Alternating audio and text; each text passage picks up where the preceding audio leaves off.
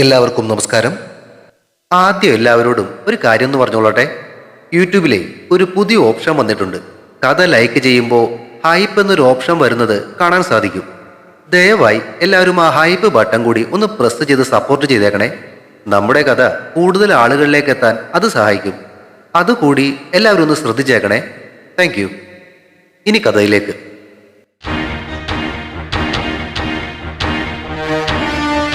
Welcome to RK's Stories.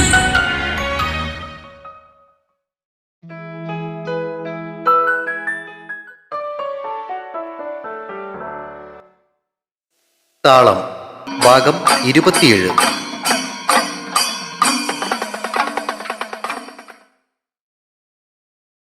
Prajith റോസിനെ പെണ്ണ് കാണാൻ ചെല്ലുന്ന ദിവസം തന്നെ തനിക്കും യാമിയെ പെണ്ണ് കാണാൻ പോകണമെന്ന് പ്രവീൺ വാശി പിടിച്ചപ്പോൾ പെട്ടുപോയത് വൃശ്ചികയും റോസുമാണ്. യാമിയുടെ മാനസികാവസ്ഥ അറിയാവുന്നത് കൊണ്ട് തന്നെ പ്രവീണിന്റെ വീട്ടുകാർ വരുമ്പോൾ അവളോടൊപ്പം മാണിക്കൽ ഉണ്ടാകണമെന്ന് അവർ ആഗ്രഹിച്ചിരുന്നു. അതിനും പോംവഴി കണ്ടുപിടിച്ചത് സേതു തന്നെയാണ്. പ്രവീണിന്റെ വീട്ടുകാർ മാണിക്കൽ വന്നു പോയതിനു ശേഷം ഭാര്യയിടത്തു നിന്നും ഇറങ്ങാമെന്നവൻ പറഞ്ഞതോടെയാണ് വൃശ്ചികയ്ക്കും റോസിനും സമാധാനമായത്. 9 മണിയോടെ പ്രവീണും വീട്ടുകാരും എത്തുമ്പോൾ അവരെ സ്വീകരിക്കാൻ ഗോപികൃഷ്ണനെയും ശ്രീകാന്തിനെയും കൂടാതെ ശ്രീകലയുടെ ചേച്ചിയുടെ ഭർത്താവ് അരവിന്ദനും വീടിന് മുന്നിൽ തന്നെ ഉണ്ടായിരുന്നു. കാർ വന്നു നിൽക്കുന്ന ശബ്ദം കേട്ട് ശ്രീകലയും പുറത്തേക്ക് ഇറങ്ങി വന്നു. യാമിയുടെ മുറിയിൽ അവളെ ഒരുക്കുകയായിരുന്ന റോസും വൃശ്ചികയും ജനാല വഴി പുറത്തേക്ക് നോക്കി.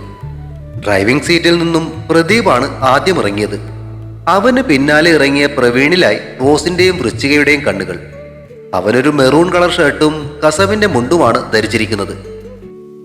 നന്നായിട്ട് ഒരുങ്ങിയ ലക്ഷണം ഉണ്ടല്ലോടി. റോസിന്റെ സംശയം കേട്ട് മൂളുമ്പോഴും വൃശ്ചികയുടെ നോട്ടം പിൻസീറ്റിൽ നിന്നും ഇറങ്ങിയ ശ്രീമോൾ ഉടുത്തിരിക്കുന്ന വാടാമല്ലി കളർ സാരിയിലേക്കായിരുന്നു. ഡി റോസേ, നീ ആ ശ്രീമോളിലേക്ക് ഉടുത്തിരിക്കുന്ന സാരി കണ്ടോ? നല്ല കളറല്ലേ? നിന്റെ കല്യാണ സാരി നമുക്ക് ആ കളർ എടുക്കാം കേട്ടോ. ഏയ്, എനിക്കത് വേണ്ട. എനിക്ക് ഒന്നില്ലേ റോസ് അല്ലെങ്കിൽ പച്ച, അത് മതി. ഓ, വൃശ്ചിക റോസിനെ നോക്കി ചിറി കോട്ടി. എപ്പോ തുണിയെടുക്കാൻ പോയാലും ഒന്നില്ലേ ചോശി അല്ലെങ്കിൽ ഒരു അവിഞ്ഞ പച്ച. നിനക്ക് ആരെങ്കിലും ആ കളറുകളിൽ വല്ല കൈവിഷം തന്നിട്ടുണ്ടോ എന്റെ റോസമ്മോ? ഇടി പെണ്ണെ, എനിക്ക് ആ 2 കളറുമാ ഏറ്റവും നന്നായി ചേരുന്നേ. അതല്ല അത് മതിയെന്ന് പറഞ്ഞത്. വാടാമല്ലി കളറ് നമുക്ക് യാമിക്ക് വേണ്ടി സെലക്ട് ചെയ്യാം. അതാകുമ്പം അവളുടെ നിറത്തിന് നന്നായിട്ട് ചേരുകയും ചെയ്യും. എടി യാമി, നീ ഒന്ന് നോക്കിയ സാരി. അതും പറഞ്ഞ് തിരിഞ്ഞ റോസും വൃശ്ചികയും കണ്ടത് മുഖം കുനിച്ചിരിക്കുന്ന യാമിയാണ്. അവളുടെ മുഖത്ത് ഒരു കാർമേഘം പെയ്യാൻ തയ്യാറെടുത്ത് ഉരുണ്ടുകൂടി നിൽക്കുന്നതും കൂടി കണ്ടതോടെ ജനാലയ്ക്കൽ നിന്നും അവളുടെ അടുത്തേക്കെത്തിയ അവർ ഇരുവശത്തു നിന്നും അവളുടെ കവിളിനോട് കവിളുകൾ ചേർത്ത് വെച്ചു. എന്തിനാ പെണ്ണെ നീ ഇങ്ങനെ സങ്കടപ്പെടുന്നേ? പ്രവീണേട്ടൻ നിന്നെ കൈവെള്ളെ വെച്ചുകൊണ്ട് നടക്കും. അങ്ങനെ ഒരു പാപത്താനല്ലേടി? അതെ, നിങ്ങൾ രണ്ടാളും ഭാര്യയിടത്തേക്ക് വരണമെന്ന് തന്നെയായിരുന്നു എന്റെയും ആഗ്രഹം. പക്ഷെ എന്ത് ചെയ്യാനാ, ആ സേതുക്കോന്തന് നിന്നെ വിധിച്ചിട്ടില്ലേ യാമി? പറഞ്ഞു വന്നപ്പോ വൃശ്ചികയ്ക്ക് ദേഷ്യവും സങ്കടവും ഒരുമിച്ച് വന്നു. അവൾ യാമിക്ക് നേരെ തിരിഞ്ഞ് അവളുടെ നെറ്റിയിൽ ചുണ്ടുകൾ അമർത്തി. റോസ് രണ്ടുപേരെയും ഒരുമിച്ച് ചേർത്ത് കെട്ടിപ്പിടിച്ചു. എന്തോന്നാ പിള്ളേരെ ഇത്, ടാബ്ലോയോ? യാമിയുടെ അമ്മയുടെ ചോദ്യം കേട്ടാണ് മൂവരും അകന്നു മാറിയത്. ഞങ്ങൾ ഇവൾക്ക് അല്പം ധൈര്യം കൊടുത്തതല്ലേ ശ്രീയമ്മേ? റോസ് വളിച്ച ഒരു ചിരിയോടെ പറഞ്ഞു. കൊള്ളാം, മതി ധൈര്യം കൊടുത്തത്. യാമി, നീ വന്നേ, അവർക്ക് ചായ എടുത്തു കൊടുക്കാൻ നേരമായിട്ടുണ്ട്. അമ്മ വിളിച്ചത് കേട്ട് എഴുന്നേറ്റ യാമിയുടെ പിന്നാലെ റോസും വൃശ്ചികയും ഊണുമുറിയിലേക്ക് ചെന്നു. അവിടെ മേശപ്പുറത്ത് ചായയും പലഹാരങ്ങളും നിറച്ച ട്രേകൾ എടുത്തു വെച്ചിട്ടുണ്ട്. ശ്രീകലയുടെ ചേച്ചി വനജയും അവിടെ നിൽപ്പുണ്ടായിരുന്നു. അമ്മ പറഞ്ഞതനുസരിച്ച് ചായ നിറച്ച ട്രേയും കയ്യിലെടുത്തുകൊണ്ട് സ്വീകരണ മുറിയിലേക്ക് നടന്ന യാമിക്ക് പിന്നാലെ പലഹാരങ്ങൾ നിറച്ച പ്ലേറ്റുകളും എടുത്തുകൊണ്ട് ശ്രീയമ്മയും അവരുടെ ചേച്ചിയും റോസും വൃശ്ചികയും കൂടി ചെന്നു. പ്രദീപ് യാമിയുടെ അനിയനോട് പഠിത്തത്തിന്റെ കാര്യങ്ങളൊക്കെ അന്വേഷിക്കുന്നതും കേട്ടുകൊണ്ടാണ് അവർ അങ്ങോട്ട് കടന്നു ചെന്നത്. ആഹാ, ഇവരിവിടെ ഉണ്ടായിരുന്നോ? റോസിനെയും വൃശ്ചികയെയും കണ്ടപാടെ മിനി ചോദിച്ചു. ഇതുങ്ങള് മൂന്ന് ശരീരങ്ങളാണെന്നേ ഉള്ളൂ, മനസ്സൊന്നല്ലേ? പലഹാരങ്ങൾ അവർക്ക് മുന്നിലെ ടീപ്പോയിലേക്ക് വെക്കുന്നതിനിടയിലാണ് യാമിയുടെ അമ്മ മറുപടി പറഞ്ഞത്. ഇന്ന് തന്നെ അല്ലേ ഭാര്യയിടത്ത് നിന്നും റോസിനെ പെണ്ണ് കാണാൻ വരുന്നേ? കാർത്തികേയന്റെ ചോദ്യത്തിന് അതെ എന്ന് തലയാട്ടിയിട്ട് റോസ് വാതിൽക്കലേക്ക് ഒതുങ്ങി നിന്നു. പ്രവീണിന്റെ കണ്ണുകൾ യാമിയോട് സംസാരിക്കാൻ ശ്രമിച്ചെങ്കിലും മുഖം താഴ്ത്തി നിന്നിരുന്ന അവൾ അത് കണ്ടില്ല. ഭട്ടിന്റെ അടുത്ത് കൊണ്ടുപോയി നോക്കിച്ചപ്പോ രണ്ടുപേരുടെയും നാളുകൾ തമ്മിൽ നല്ല പൊരുത്തമുണ്ട്. പാപസാമ്യവും ഉത്തമം. പോയ സ്ഥിതിക്ക് നിശ്ചയത്തിനും വിവാഹത്തിനുമുള്ള 2-3 തീയതികൾ കൂടി ഞങ്ങൾ കുറിച്ചോണ്ട് വന്നിട്ടുണ്ട്. അതും കൂടെ നോക്കി രണ്ടുപേർക്കും സൗകര്യമായ ദിവസങ്ങൾ കൂടെ അങ്ങ് തീരുമാനിക്കാം. കാർത്തികേയൻ അത് പറഞ്ഞപ്പോ അരവിന്ദൻ ഇടപെട്ടു. അല്ല, അതിനു മുന്നേ ചെറുക്കനും പെണ്ണിനും പരസ്പരം ഇഷ്ടമായോന്നൊന്ന് ചോദിക്കണ്ടേ? പണ്ടത്തെ കാലമൊന്നുമല്ല. പിള്ളേർക്ക് തമ്മിൽ സംസാരിക്കാനും അല്പം സമയം കൊടുക്കുന്നത് നല്ലതാന്നാ എന്റെ അഭിപ്രായം. അയ്യോ, ഞങ്ങളുടെ ചെക്കനെ അങ്ങനെ ഇഷ്ടക്കേടൊന്നുമില്ല. പ്രദീപിന്റെ കല്യാണം കഴിഞ്ഞപ്പോ തൊട്ട് ഇവൻ അവിടെ കിടന്ന് കയറ് പൊട്ടിക്കുന്നതാ. ഞങ്ങൾക്ക് ഒരു സൗകര്യവും തന്നിട്ടില്ല. യാമി ഒഴികെ എല്ലാവരും ചിരിച്ചപ്പോ പ്രവീൺ ദയനീയമായിട്ട് അമ്മയെ തിരിഞ്ഞൊന്ന് നോക്കി. അവന്റെ ആ നോട്ടം ശ്രദ്ധിക്കാതെ മിനി തുടർന്നു. യാമി കൊച്ചിന്റെ അഭിപ്രായം മാത്രം അറിഞ്ഞാ മതി. ഞാൻ പറഞ്ഞതിനപ്പുറം അവൾ പോകത്തില്ല. ഗോപികൃഷ്ണൻ ഗർവോടെ കസേരയിൽ ഒന്ന് ഇളകിയിരുന്നു. എന്നാലും എനിക്കൊന്ന് സംസാരിക്കണം. പ്രവീൺ ചാടി കയറി പറഞ്ഞപ്പോ എല്ലാവരുടെയും നോട്ടം അവന് നേർക്കായി. ഞാൻ പറഞ്ഞില്ലേ, അതാ അതിന്റെ ഒരു ശരി. മോള് മുകളിലേക്ക് ചെല്ലൂ. വനജയെ കണ്ണു കാട്ടിക്കൊണ്ട് അരവിന്ദൻ പറഞ്ഞപ്പോ പ്രവീൺ വീണ്ടും ഇടയ്ക്ക് കയറി. വേണ്ട, ഞങ്ങളെ മുറ്റത്ത് മാറിയെന്ന് സംസാരിച്ചോളാം. ശ്രീമോളുടെ വീട്ടുകാര് പിന്നെ പ്രശ്നങ്ങളൊന്നും ഉണ്ടാക്കിയില്ലല്ലോ അല്ലേ? പ്രവീണിന് പിന്നാലെ വടക്കേ മുറ്റത്തെ പേരയുടെ ചൂട്ടിലേക്ക് നടക്കുമ്പോ പിന്നിൽ നിന്നും അമ്മ ചോദിക്കുന്നത് അവൾ കേട്ടു. അതിന്റെ മറുപടി പക്ഷെ അവൾ കേട്ടില്ല. പേരയുടെ ചുവട്ടിലെത്തിയ പ്രവീൺ അവൾ നടന്നു വരുന്നത് നോക്കി നിൽക്കുകയായിരുന്നു. അവളുടെ മുഖത്ത് കണ്ട സങ്കടം അവന്റെ മനസ്സിലും വേദനയുണ്ടാക്കിയെങ്കിലും അവൻ ചിരിച്ചുകൊണ്ട് തന്നെ നിന്നു. ദേവു. അടുത്തെത്തിയിട്ടും മുഖം കുനിച്ചു നിന്ന അവൻ വിളിച്ചത് കേട്ട് മുഖം ഉയർത്തി കണ്ണുകൾ വിടർത്തി. താനിങ്ങനെ കണ്ണുപിടിച്ചൊന്നും നോക്കണ്ട. ഈ ദേവയാമി എന്ന പേര് ചുരുക്കി മറ്റുള്ളവരെല്ലാം യാമി എന്നല്ലേ വിളിക്കാറുള്ളത്? അതിൽ നിന്നും വ്യത്യസ്തമായിട്ട് തന്നെ വിളിക്കാൻ ഒരു പേര് വേണമെന്ന് തോന്നിയപ്പോ കണ്ടുപിടിച്ചതാ. അവൾ ഒന്നും പറഞ്ഞില്ല. താനിങ്ങോട്ട് നോക്കിയേ. നമുക്ക് നല്ല സുഹൃത്തുക്കളായിട്ടങ്ങ് ജീവിക്കാടോ. തന്റെ ഈ പതിഞ്ഞ സ്വഭാവം വെച്ച് തനിക്ക് ഒരിക്കലും സേതുവേട്ടനോട് സംസാരിച്ച് ആ മനസ്സിൽ കയറി പറ്റാൻ സാധിക്കില്ല. തന്റെ അച്ഛനാന്നേ ഏതെങ്കിലും ഒരു കോന്തനെ കണ്ടുപിടിച്ച് തന്നെ അങ്ങ് കെട്ടിക്കുകയും ചെയ്യും. അത് വേണ്ടെന്ന് പറയാനുള്ള ധൈര്യവും തനിക്കില്ല. അപ്പോ പിന്നെ ഏറ്റവും നല്ല ഓപ്ഷൻ തന്റെ മുന്നിൽ നിൽക്കുന്ന ഈ കോന്തം തന്നെയാ. അതെ, വിട്ടുകളയാൻ തോന്നാത്തത് കൊണ്ടാ ഇത്രയൊക്കെ പാട് കഴിച്ച് സ്വന്തമാക്കുന്നേ. എന്ന് വെച്ച് താൻ പേടിക്കൊന്നും വേണ്ട. തനിക്ക് എന്നോടൊരു അടുപ്പം തോന്നാത്തിടത്തോളം കാലം ഞാൻ തന്റെ ദേഹത്ത് ഒന്ന് തൊടുക പോലുമില്ല. അതുപോലെ ഇനി തനിക്ക് ഒരിക്കലും എന്നെ സ്നേഹിക്കാൻ പറ്റിയില്ലെങ്കിലും കുഴപ്പമില്ലടോ. നമുക്ക് അങ്ങോട്ട് നല്ല സുഹൃത്തുക്കളായിട്ട് തന്നെ അങ്ങോട്ട് ജീവിക്കാന്നേ. ഒന്നും പറയാനില്ലാത്തതുപോലെ അവൾ മൗനം പാലിച്ചു. അപ്പോ തന്റെ മൗനം സമ്മതമായിട്ടെടുത്ത് ഈ കല്യാണത്തിന് തനിക്കും സമ്മതമാണെന്ന് ഞാൻ അങ്ങ് പറയാൻ പോവുകയാണ്. നമ്മളിനി കാണുന്നത് നിശ്ചയത്തിനാവും കേട്ടോ. അല്പനേരം അവളെ നോക്കി നിന്നതിന് ശേഷം അവൻ ചോദിച്ചു, പോയിക്കോട്ടെ?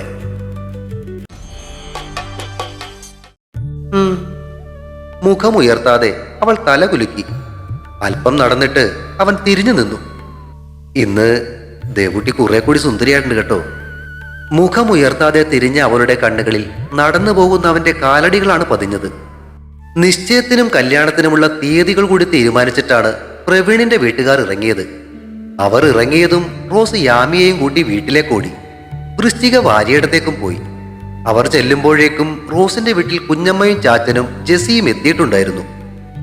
ജെസ്സിയോടൊപ്പം ചേർന്ന് റോസിനെ ഒരുക്കാൻ കൂടിയപ്പോ യാമിയുടെ മനസ്സും ഒന്ന് നേരെ. പ്രജിത്ത് പറഞ്ഞേൽപ്പിച്ചിരുന്ന ഇളം പച്ച സാരിയാണ് റോസ് ഉടുത്തത്. അതിന് ചേർന്ന കുപ്പിവളകളും വരവിന്റെ കമ്മലുമാണ് അണിഞ്ഞതും. അമ്മച്ചി നിർബന്ധിച്ചപ്പോ ചിട്ടി കൂടി വാങ്ങി വെച്ചിരുന്ന ഈ 2 സ്വർണ്ണ വളകൾ കൂടി ഓരോ കയ്യിലും അവൾ അണിഞ്ഞു. കാലഹരണപ്പെട്ടുപോയ കണ്ണാടിക്ക് മുന്നിൽ നിന്നും ഒരുങ്ങുന്നതിനിടയിൽ കുഞ്ഞമ്മ ഒരു സ്വർണ്ണമാല അണിയിച്ചപ്പോ അവളുടെ കണ്ണുകൾ നിറഞ്ഞു. അപ്പച്ചൻ പോയതിൽ പിന്നെ ആദ്യമായിട്ടാണ് അത്തരമൊരു സമ്മാനം അവൾക്ക് കിട്ടുന്നത്. അതിന്റെ ഓർമ്മയിൽ അല്പനേരം നിന്നുപോയ അവളെ കുഞ്ഞമ്മ ചേർത്തണച്ച് മുഖം തുടച്ചു കൊടുത്തു.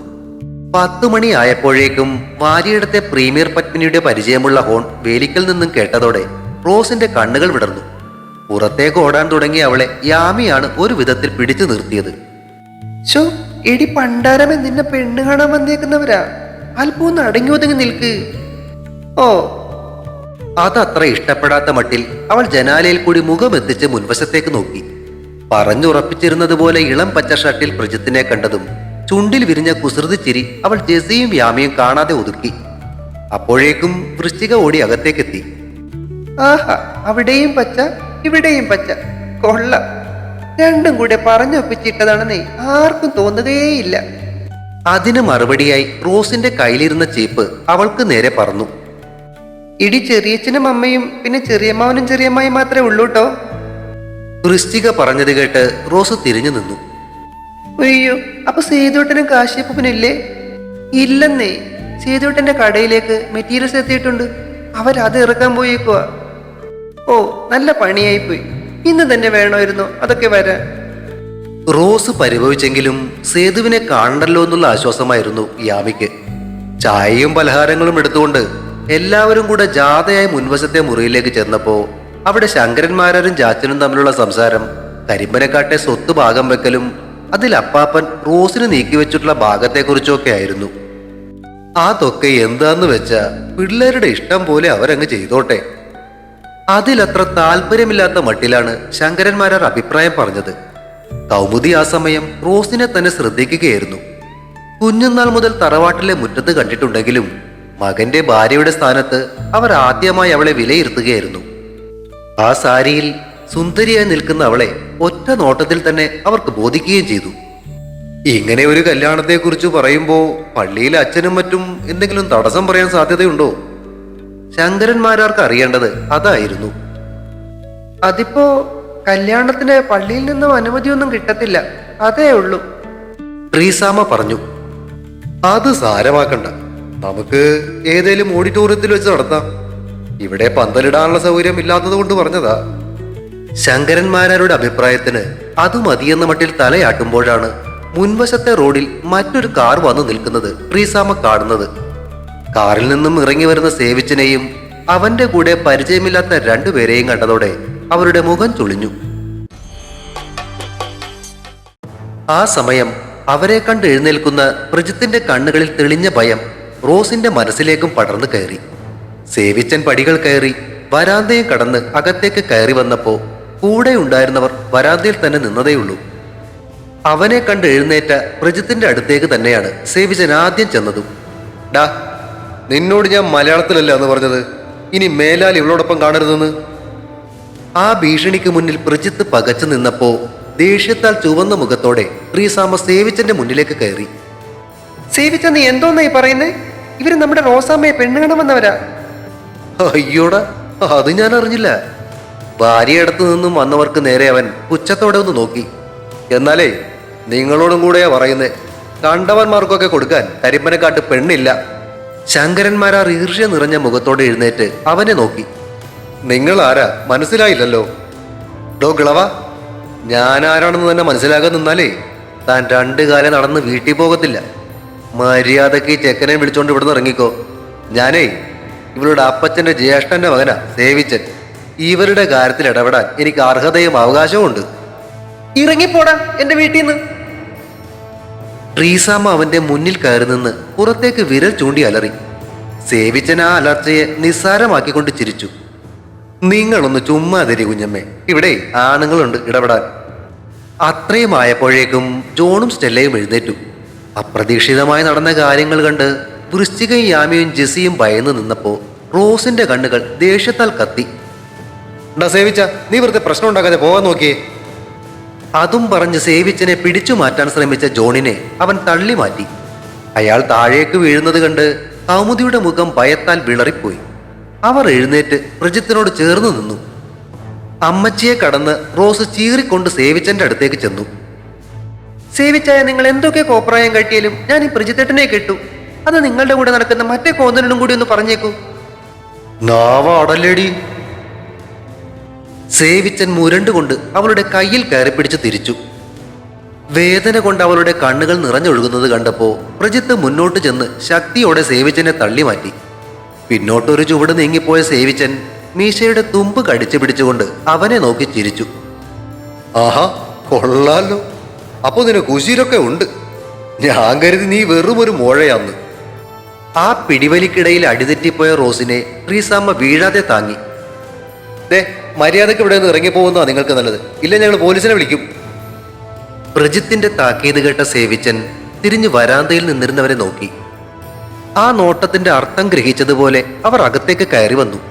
കണ്ടാൽ തന്നെ പേടി തോന്നിക്കുന്ന അവരുടെ മട്ടും ഭാവവും കണ്ടപ്പോ കൗമുദി പ്രജിത്തിനെ കയ്യിൽ പിടിച്ച് പിന്നോട്ട് വലിച്ചു മാറ്റാൻ ശ്രമിച്ചു.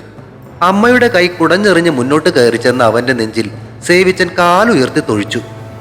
പുറകോട്ട് തെറിച്ച് കസേരയിൽ ചെന്നിടിച്ച് താഴേക്ക് വീണുപോയ അവനെ കണ്ട് പെണ്ണുങ്ങളെല്ലാം കരച്ചിലായി. മുണ്ടുമടക്കി കുത്തിയ സേവിച്ചൻ താഴെ വീണ് കിടക്കുന്ന പ്രജിത്തിനെ നോക്കി മീശ വിരിച്ചു. കണ്ണിലെരിയുന്ന തീയുമായി വീണ്ടും മുന്നോട്ട് കയറി ചെന്ന ട്രീസാമ്മയെ അവൻ തള്ളി മാറ്റി. ശങ്കരന്മാരാർ പ്രജിത്തിനെ പിടിച്ചെഴുന്നേൽപ്പിക്കാൻ ശ്രമിക്കുകയായിരുന്നു. ജോണും ചെറിയമ്മാവനും കൂടി സേവിച്ചനെ പിടിച്ചു നിർത്താൻ ശ്രമിച്ചു. അവരുടെ കൈകൾ കുടഞ്ഞെറിഞ്ഞ സേവിച്ചൻ നേരെ ചെന്ന് പ്രജിത്തിനെ എഴുന്നേൽപ്പിക്കുകയായിരുന്ന ശങ്കരന്മാരാരെ കോളറിൽ പിടിച്ചു പൊക്കി അയാളുടെ കരണത്ത് ആഞ്ഞടിച്ചു. പുറകോട്ട് വീഴാൻ പോയ അയാളെ കൂടെ വന്നവരുടെ കൈകളിലേക്ക് തൂക്കി എറിഞ്ഞിട്ട് എഴുന്നേറ്റ് വരുന്ന പ്രജിത്തിനെ അവൻ വീണ്ടും ചവിട്ടി. കൗമുദിയും ചെറിയമ്മായും യാമിയും ഉറക്കെ കരഞ്ഞപ്പോ റോസും വൃശ്ചികയും ഓടിച്ചെന്ന് പ്രജിത്തിനെ വട്ടം ചുറ്റിപ്പിടിച്ചു. രണ്ട് കൈകൾ കൊണ്ടും അവരുടെ മുടിയിൽ ചുറ്റിപ്പിടിച്ച സേവിച്ചൻ അവരെ പ്രജിത്തിന്റെ ശരീരത്തിൽ നിന്നും വലിച്ചു മാറ്റി. കൈ ഉയർത്തി അത് തടയാൻ ശ്രമിച്ച പ്രജിത്തിന്റെ വലത്തെ കൈമുട്ടിൽ അവൻ മുട്ടുകാൽ ഉയർത്തി ചവിട്ടി. കൈ ഒടിഞ്ഞ വേദനയോടെ പ്രജിത്ത് അലറിക്കരഞ്ഞപ്പോ കൗമുദി ഓടിച്ചെന്ന് പ്രജിത്തിന്റെ മുന്നിലിരുന്ന് സേവിച്ചനെ നോക്കി കൈകൂപ്പി കരഞ്ഞു. അയ്യോ, ഞങ്ങൾ പോയിക്കോളാം, എന്റെ മോനൊന്നും ചെയ്യല്ലേ. വീണ്ടും തൊഴിക്കാനുയർത്തിയ കാല് താഴ്ത്തിയിട്ട് സേവിച്ചൻ കൗമുദിയുടെ നേർക്ക് ചൂണ്ടുവിരൽ വിറപ്പിച്ചു. തള്ളേ, നിങ്ങളുടെ കെട്ടിയോനും ഇറങ്ങിപ്പോയതാ. മൂത്ത മോനും കൂടെയില്ല. ഇനി മേലാലി കല്യാണം ആലോചിച്ച് ഇങ്ങോട്ട് വന്നാല് ഇവനും കൂടി എന്നേക്കുവായി നിങ്ങൾക്ക് നഷ്ടപ്പെടും. മനസ്സിലായോ? ഇല്ല, ഇനി ഞങ്ങൾ വരില്ല, ഞങ്ങൾ പൊയ്ക്കോളാം. കൗമുദിയുടെ ആ വാക്കുകളിൽ റോസിന്റെ ഇടനെഞ്ച് കലങ്ങി. അവൾ മുഖം പൊത്തി ഉറക്കെ കരഞ്ഞു.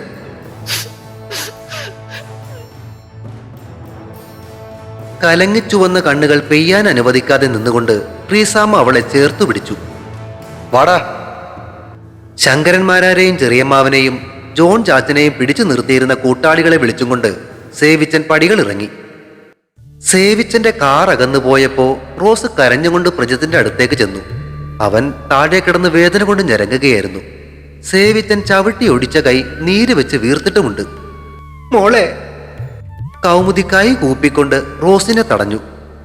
എനിക്കാണായിട്ട് ഇനി ഇവൻ ഒരുത്തനേ ഉള്ളൂ. മോൾ ഇനി ഇവനെ കൊലക്ക് കൊടുക്കരുത്. ആ വാക്കുകൾ ഒരു മുൾച്ചെടി പോലെ റോസിന്റെ ഹൃദയത്തെ കീറി മുറിച്ചു കളഞ്ഞു. ഇടനെഞ്ച് പൊട്ടി കരഞ്ഞുകൊണ്ട് അവൾ അമ്മച്ചിയുടെ തോളിലേക്ക് ചായുമ്പോ ഒഴുകി ഇറങ്ങിയ കണ്ണുകളോടെ യാമിയും അവളെ കെട്ടിപ്പിടിച്ചു.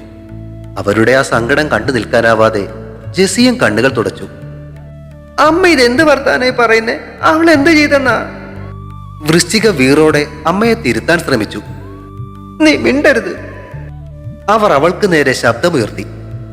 ശങ്കരന്മാരാരും ചെറിയമ്മാവനും കൂടി പ്രജിത്തിനെ താങ്ങി ഉയർത്താൻ ശ്രമിച്ചപ്പോ ജോണച്ചാച്ചനും അവരെ സഹായിച്ചു. ശങ്കരന്മാരുടെ കവിളും നീര് വെച്ച് വിങ്ങിയിരുന്നു. ചുണ്ടിൽ നിന്നും ഒഴുകി ഇറങ്ങിയ ചോര തുടച്ചു കളഞ്ഞതിന്റെ പാട് ആ കവിളിൽ മരവിച്ചു കിടന്നു. സാരമില്ല, ഇന്നത്തെ ദിവസം ശരിയല്ല എന്നങ്ങ് കരുതിയാ മതി. ഞങ്ങൾ ആലോചിച്ചിട്ട് വേറൊരു ദിവസം വരാം. ശങ്കരന്മാരുടെ വാക്കുകൾക്ക് ട്രീസാമ്മയുടെ മനസ്സിന് ആശ്വാസം പകരാനുള്ള കരുത്തുണ്ടായിരുന്നില്ല. ഹൃദയം പൊട്ടുമാർ ഉലഞ്ഞു കരയുന്ന മകളെ ചേർത്തു പിടിച്ചുകൊണ്ട് വെറുതെ തലയാട്ടുമ്പോഴും കരയാൻ വെമ്പുന്ന മനസ്സിനെ കടിഞ്ഞാനിട്ട് നിർത്താൻ അവർ പ്രയാസപ്പെടുകയായിരുന്നു. വൃഷ്ടി, നീ ഇനി എന്ത് കാണാൻ നിൽക്കോ? അവിടെ വരുന്നുണ്ടോ? അമ്മയുടെ വാക്കുകളിൽ അന്നേ വരെ കേട്ടിട്ടില്ലാത്ത കാഠിന്യം തിരിച്ചറിഞ്ഞ വൃശ്ചിക നിവൃത്തിയില്ലാതെ റോസിന്റെ മുടിയിലൊന്ന് തലോടിയിട്ടിറങ്ങി. അമ്മച്ചിയുടെ തോളിൽ നിന്നും മുഖമുയർത്തി പടികൾ ഇറങ്ങിപ്പോകുന്നവരെ നോക്കിയ റോസിന്റെ കാഴ്ച കണ്ണുനീര് വീണ് മങ്ങിപ്പോയിരുന്നു.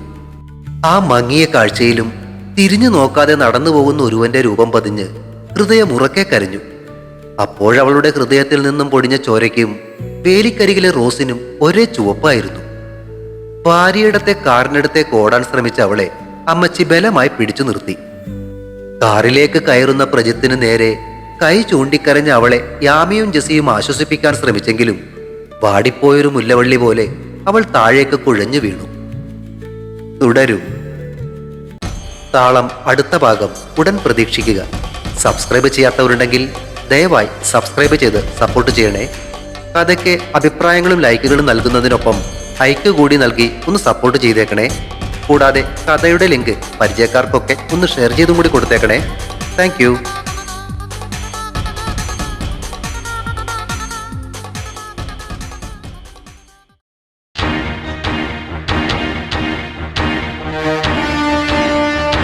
See you soon.